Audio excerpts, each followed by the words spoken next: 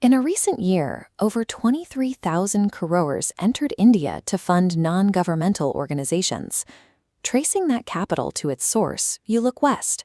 30 to 40% originates in the United States, with the remainder primarily from the UK and Germany. On the surface, this massive transfer of wealth appears to be global generosity at work, funding hospitals, disaster relief, and literacy programs.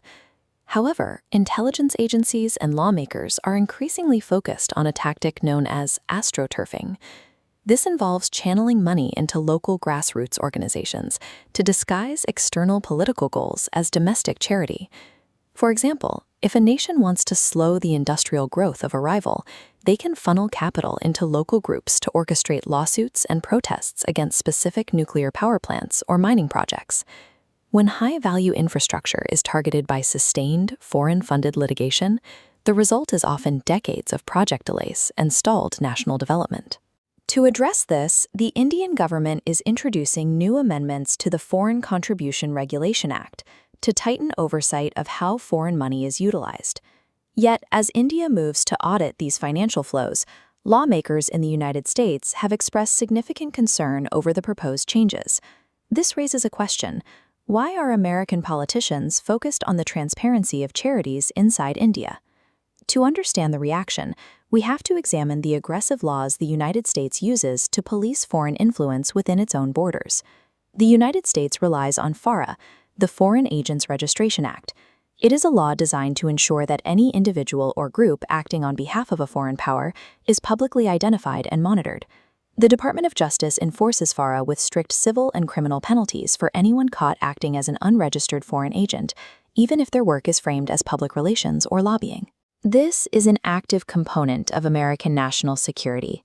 During Donald Trump's administration, the government initiated a series of high-profile crackdowns to identify covert influence operations.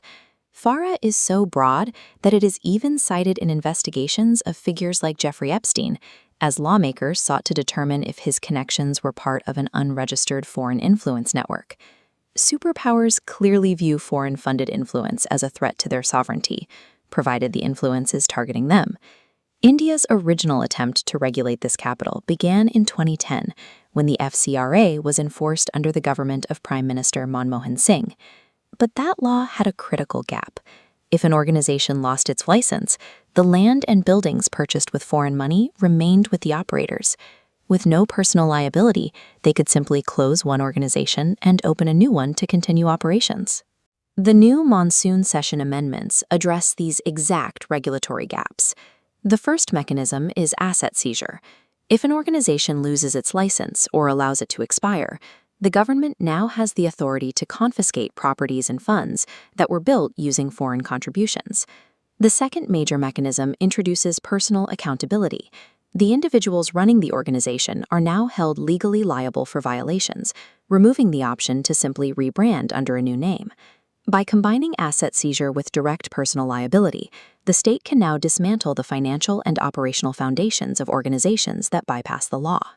When India's proposed FCRA changes are mirrored against America's own FARA laws, the pushback from Western politicians appears increasingly contradictory. The anxiety stems from the fact that these amendments obstruct a low-cost method of geopolitical interference, one that used charitable status as a shield. Removing foreign-funded astroturfing entirely allows a developing nation to execute large-scale development projects without artificial interruptions or organized delays. While these strict regulations have led to domestic protests, the government views the auditing of foreign capital as a non-negotiable aspect of national security.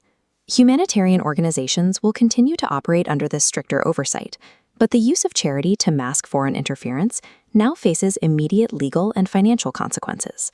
In an interconnected global economy, regulating the flow of foreign influence is as central to sovereignty as defending a physical border. If you value clarity over chaos, explore more on Clear Lens X.